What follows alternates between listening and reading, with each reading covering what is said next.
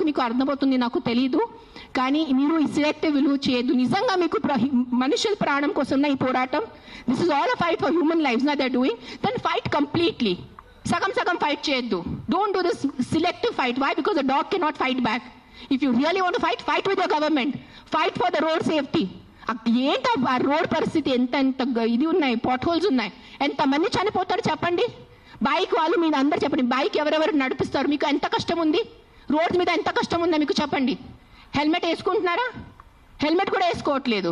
తల పగలు పోతున్నాయి, చనిపోతున్నాయి. పాప మా తల్లిదండ్రులు ఇంట్లో వెయిట్ చేసిన నైట్లో ఫోన్ వస్తుంది, మీ బాబు చనిపోయాడు రోడ్ యాక్సిడెంట్లో. ఆ బాబు లైఫ్ విలువ లేదా? రేప్ చేస్తున్నారు పక్కన వాళ్ళు వచ్చి, చిన్న పిల్లల్ని రేప్ చేసి ఆ చిన్న పిల్లలు చనిపోతే ఆ చిన్న పిల్లల విలువ, ఆ ప్రాణంకి విలువ లేదా? జస్ట్ కుక్క కరిచిన చనిపోయిన ప్రాణంకి విలువ ఉందా? What is the selective humanity you are doing? Nonsense. This is utter nonsense I'm telling you.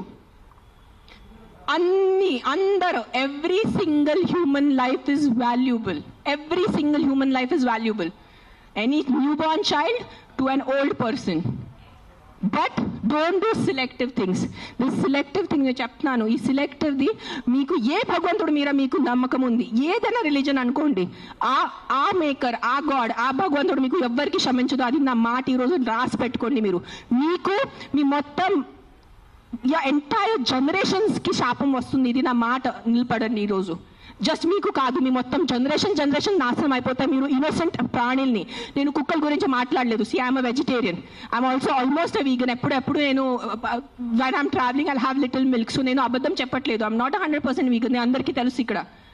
But what I'm saying is all lives have importance. మనుషుల లైఫ్ అన్నిటికన్నా విలువది, because we are the top of the pyramid. But ఆవులు, మేకలు, కుక్కలు, పిల్లిలు అన్ని లైఫ్కి విలువ ఉంది, వాళ్ళకి కూడా హక్కు ఉంది. మనము ఫారెస్ట్ నాశనం చేస్తున్నారు, అడ్డదిడ్డంగా చెట్లు నరికేస్తున్నారు. ఢిల్లీలో ఏం నడుస్తుంది చెప్పండి? జనాలు ఊపిరి లేక చనిపోతున్నారా లేదా? ఎన్ని ప్రొటెస్ట్ నడుస్తున్నాయి ఢిల్లీలో? ఊపిరి లేదు. మనకి అట్లీస్ట్ ఇక్కడ కొంచెం ఊపిరి ఉంది. ఇక్కడ కూడా మొత్తం మనం లాస్ట్ ఇయర్ ఆ గచ్చిబౌలి ఫారెస్ట్ కట్ చేసినప్పుడు మనం అందరు ప్రొటెస్ట్ చేశారా లేదా?